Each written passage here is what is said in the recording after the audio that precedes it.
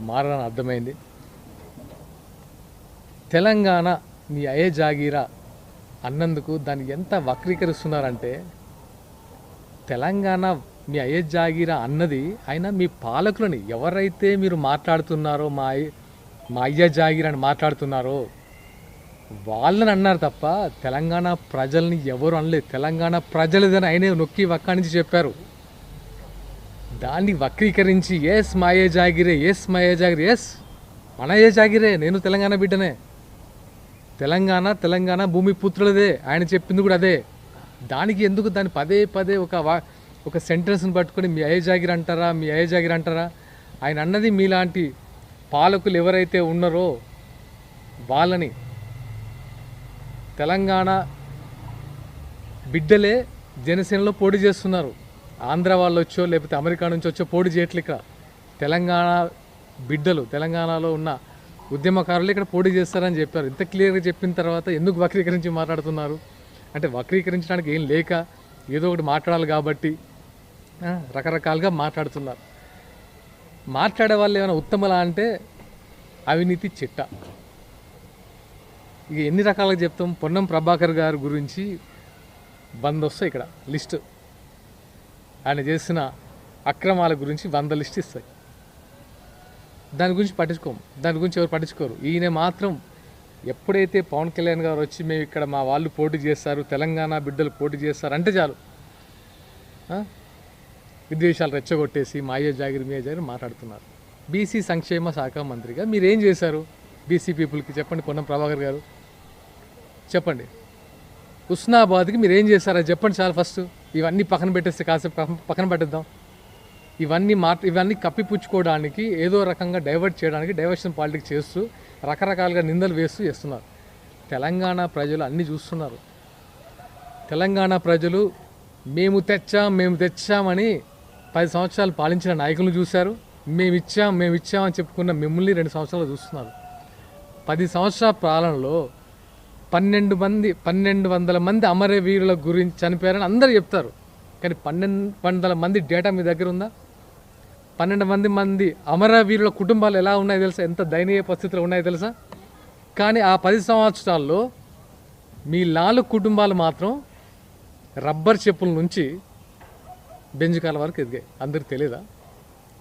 మీరే చెప్తారు, కేటీఆర్ గారు మీరే చెప్పారు, మా ఎమ్మెల్యేలను చూసి ఓర్వలేక రబ్బర్ చెప్పులు వేసుకున్న స్థాయి నుంచి ఫార్చ్యూనర్ కార్లో తిరిగితే భరించలేక అన్నారు.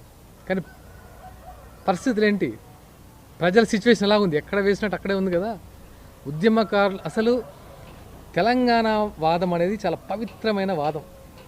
దాన్ని ఎలా వాడుకుంటున్నారంటే, ప్రొఫెసర్ నాగేశ్వరరావు గారు సిపిఎం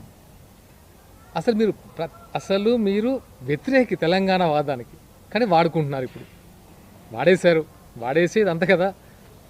కాంగ్రెస్, ఎంఐఎం వీళ్ళందరూ వ్యతిరేకేగా. కానీ ఇప్పుడు తెలంగాణ వాదాన్ని వాడుకోవడంలో ఇంకా వీళ్ళని మించిన వాళ్ళు లేరు, కనబడట్లేదు. ఇది ఎంత అంటే విద్వేషాలు రెచ్చగొట్టేసి ఇంకా తెలంగాణ ప్రజల్ని నిరక్షరాస్యులుగా చేసి ఓట్లకు మాత్రమే పరిమితం చేసి మీరు మాత్రం రకరకాల బిజినెస్లు పెట్టుకొని రకరకాలుగా ఎదిగేసి ఇంకా ఉద్యమకారులు ఎవరు ఎదగద్దు, ఇక్కడ ఉన్న పిల్లలు ఎవరు ఎదగద్దు, మన 4 కుటుంబాలు ఎదగాలి. ఇంక తెలంగాణ ప్రజలు ఇవన్నీ చూస్తున్నారు. మాట్లాడలేకపోవచ్చు ఇప్పుడు, కానీ ఓటుతో బలంగా బుద్ధి చెప్తారు. అది గుర్తుపెట్టుకోండి. అలాగే ఎలా ఉంటుందంటే దయ్యాలు వేదాలు వల్లించినట్టు ఉంటుంది. అవినీతి కేసులో చిప్పకూడు తిని తీహార్ జైల్లో వాళ్ళు చెప్పే నీతులు కూడా వినాల్సి వస్తుంది. మనం ఇప్పుడు వాళ్ళు అవినీతి కేసులో జైల్లోకి వెళ్ళి 2.0 అని గెటప్పులు మార్చుకొని ఇప్పుడు వచ్చి మాకు నీతులు చెప్తుంటే మేము వినాలి. ఇప్పుడు మేము తెలంగాణ బిడ్డలు మేము వినాలి. అక్క మీరు ఎక్కడున్నారు? ఎప్పుడొచ్చారు తెలంగాణ ఉద్యమంలో? 2000లో స్టార్ట్ అయినప్పుడు మీరు ఎక్కడున్నారు? అమరవీరులు అయినప్పుడు మీరు ఎక్కడున్నారు? ఉస్మానియా క్యాంపస్లో తల్లులు తినప్పుడు ఇప్పుడు ఎక్కడున్నారు? అరే ఇదేదో ఉధృతంగా ఉంది, ఇది ఎక్కడేదో మంచిగా కమాయించుకోవచ్చు అని అమెరికా నుంచి వచ్చి బ్యూటీ పార్లర్లు పెట్టుకున్నారు. మీరు గుర్తులేదా? హిమాయత్ నగర్లో లాక్మీ బ్యూటీ పార్లర్ పెట్టుకొని ఇప్పుడు మీ ఆస్తి ఎన్ని వేల కోట్లమ్మా? ఎక్కడమ్మా బుజ్జు ఖలీఫాలో మీ ఫ్లాట్లు? హైత్ ప్లేస్ ఎక్కడమ్మా? వందల కోట్ల హోటల్స్. అలాగే 50 ఎకరాల ఫామ్ హౌజులు ఎక్కడి నుంచి వచ్చినాం ఇవి? మరి తెలంగాణ అమరవీరుల పర్సెంట్, అమరవీరుల కుటుంబాల పర్సెంట్ అమ్మా చెప్పండి. మీరు తెలంగాణ జాగృతి పేరుతో ఒక బతుకమ్మ ఎత్తేసుకొని ఎంత మనీ ఎన్ఆర్ఐ నుంచి ఎంత మనీ కలెక్ట్ చేశారు? దానికి శ్వేతపత్రం రిలీజ్ చేయమంటే చేశారమ్మా? అవి మనకు రావు, ఎందుకంటే మనల్ని ఎవరు అడగొద్దు. మనం మాత్రం అందరినీ క్వశ్చన్ చేయొచ్చు. ఇవన్నీ అడిగితే ఏమవుద్దంటే నేను తెలంగాణ బిడ్డగా అడుగుతున్నాను, మేము ఉద్యమకాల బిడ్డగా అడుగుతున్నాం. చెప్పండి వీటి సమాధానం. కడుపు మండి 10 సంవత్సరాల పాలనలో ఏమీ కాలేదనే, ఎవరు మా వైపు లేరనే మేము ఇక్కడికి వచ్చాం. మీరు ఎలాగైతే సోనియా గాంధీ గారిని నెత్తిన పెట్టుకొని మీరు పెట్టుకున్నారో తెలంగాణ ప్రజలు, అలాగే మేము కూడా మా పవన్ కళ్యాణ్ గారు తెచ్చుకొని ఒక ఫైటింగ్ స్పీడ్తో వెళ్తున్నాం. మీరు పవన్ కళ్యాణ్ అంటే మమ్మల్ని అన్నట్టే, ఇక్కడ తెలంగాణ బిడ్డలను అన్నట్టే మర్చిపోకండి. ఇక్కడ వేరే ఆయన పక్కన ఎవరు లేరు, తెలంగాణ బిడ్డలే ఉన్నాం. మా ప్రశ్నకు సమాధానం చెప్పండి మీరు. కోడి చెరువు గురించి ఆమె మాట్లాడుతుంది. ఇన్ని అవినీతి పనులు చేసి చిప్పకూడి తినొచ్చిన ఆమె కోడి చెరువు పవన్ కళ్యాణ్ గురించి అవినీతి మాట్లాడుతుంది. ఆమె నీకంటే ముందే నేను అవినీతి చేసినట్టయితే, నాది ఒకవేళ నాకు అలాంటిది అయితే ప్రెస్ మీట్ ఆ రోజు పెట్టి చెప్పారు తీసుకోండి అని. తీసుకోమని చెప్పు. నిజంగా అక్రమంగా సంపాదిస్తే తీసుకోమని చెప్పండి. తీసుకోండి, రేవంత్ రెడ్డి గారు తీసుకోమని చెప్పారు కదా, మరి ఎందుకు రావట్లేదు? అలాగే మరి మీరు మీ అవినీతి సొమ్ముని ఒకసారి చూపించండి అమ్మా, ప్రభుత్వానికి అప్పగించండి. బాగా మాట్లాడుతున్నారు కదా, చిట్టా ఇప్పండి. మీరు ఎక్కడెక్కడ సంపాదించారు అవి అవినీతితో కదా ప్రూవ్ చేస్తారు కదా తెలంగాణ ప్రజలు. అప్పగించి చూడండి ఒకసారి. ఆ ధైర్యం ఉందా? ప్రెస్ మీట్లకు వచ్చి గెటప్లు మార్చుకొని మాట్లాడడం కాదమ్మా. ఈజీ, మనం మాట్లాడడం ఇది, చేయడం చాలా టఫ్. అది మాట మీద నిలబడడం చాలా టఫ్.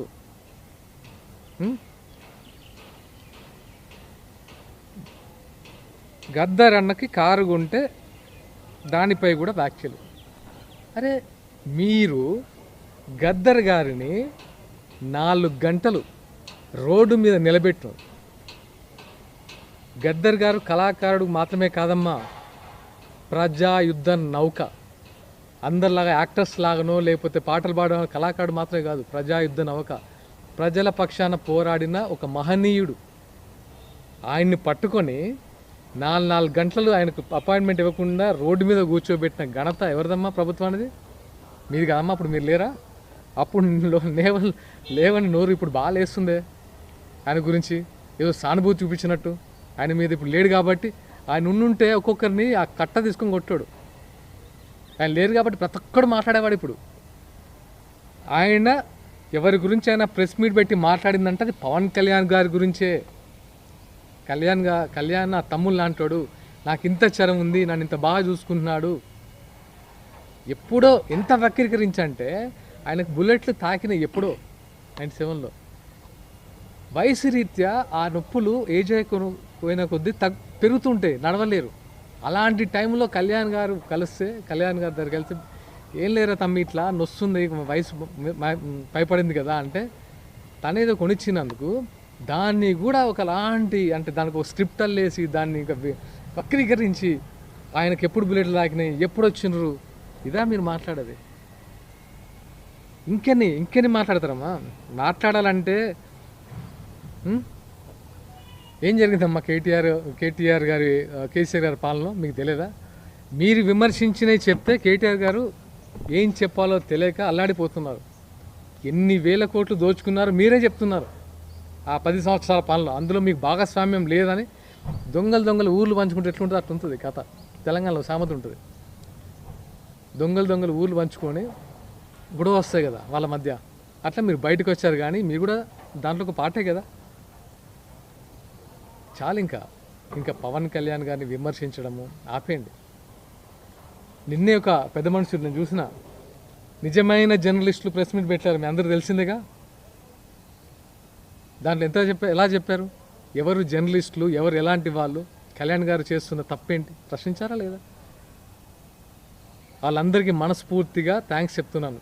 నిజంగా తెలంగాణ యువతకు మీలాంటి వాళ్ళు మాకు ఆదర్శం. ఉన్నది ఉన్నట్టు మాట్లాడేవాళ్ళు, జరిగింది చెప్పేవాళ్ళు మాకు ఆదర్శం. మీకు మనస్ఫూర్తిగా ధన్యవాదాలు తెలియజేసుకుంటున్నాను మా జనసేన తరఫున.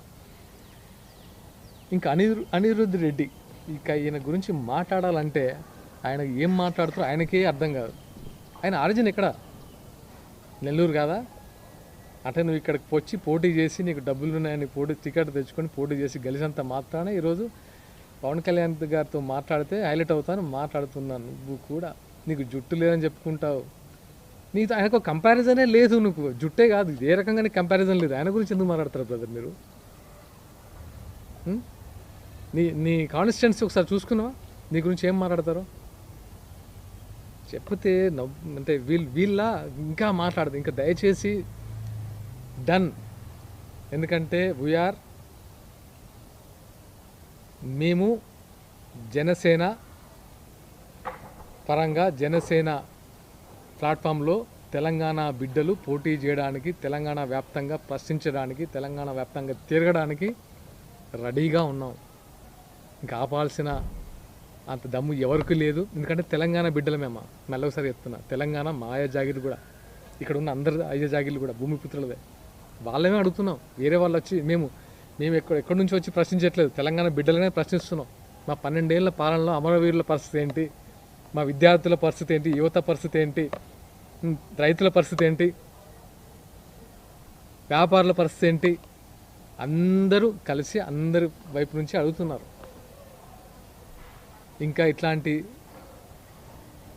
టైం వేస్ట్ మాటలు మాట్లాడి ప్రజల సమస్యల మీద ఫైట్ చేయడం పక్కన పెట్టేసి పవన్ కళ్యాణ్ జపం చేసుకుని ఉంటే జనాలకు కూడా అర్థమైంది. వీళ్ళు పవన్ కళ్యాణ్ ఆడడం తప్ప వీళ్ళు చేసేది ఏమీ లేదని తెలంగాణ ప్రజలు అంటున్నారు. ఎంతసేపు పవన్ కళ్యాణ్ అంటున్నారు.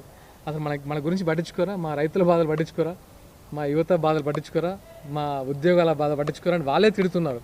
అయినా మీకు సిగ్గు రాకపోతే ఇంకెలా చెప్తే వస్తుంది? మానుకోండి, దయచేసి మానుకొని ఇక్కడ నుంచి ప్రజా సమస్యల మీద పోరాడండి.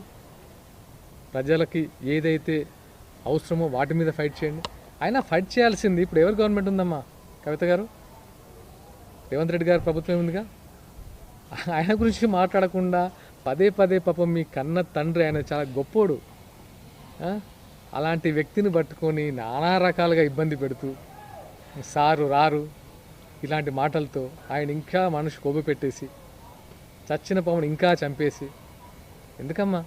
నువ్వు ఫైట్ చేయాల్సింది కాంగ్రెస్ ప్రభుత్వం మీద. కాంగ్రెస్ ప్రభుత్వం నడుస్తుంది, వాళ్ళు ప్రజల కోసం ఏం చేశారో వాటి మీద ప్రశ్నించు. నిజంగా 2.1 మెచ్చుకుంటాం మేము.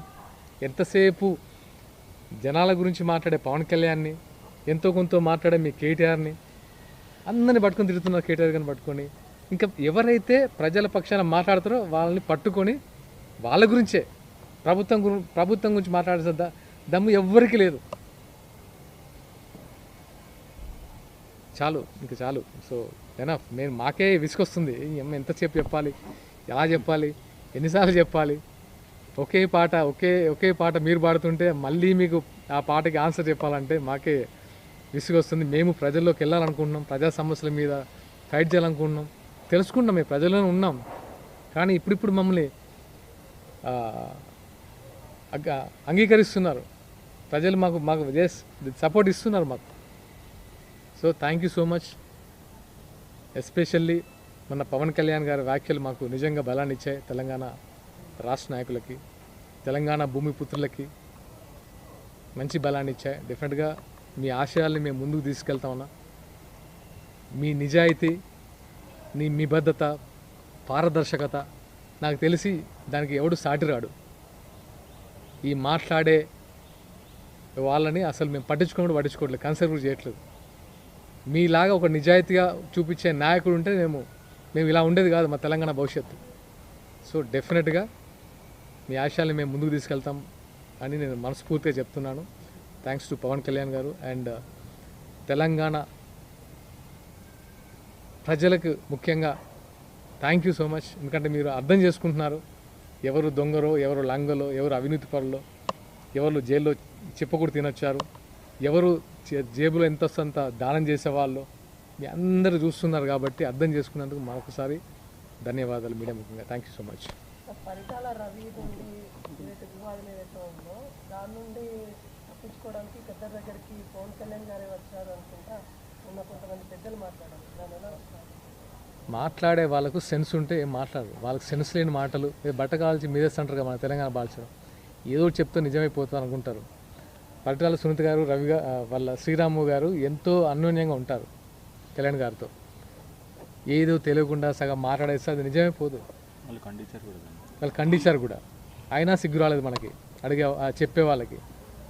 సో వాళ్ళు కనీసము వాళ్ళు ఖండిస్తున్నారు అని తెలిసి కూడా వీళ్ళు ఏదో మాట్లాడేస్తుంటారు. తెలుసుకొని మాట్లాడమని చెప్పండి. ఏదో ప్రతిదీ వక్రీకరిస్తే జనాలు అంత తెలివి తక్కువలు కాదు కదా. సార్ ఏంటి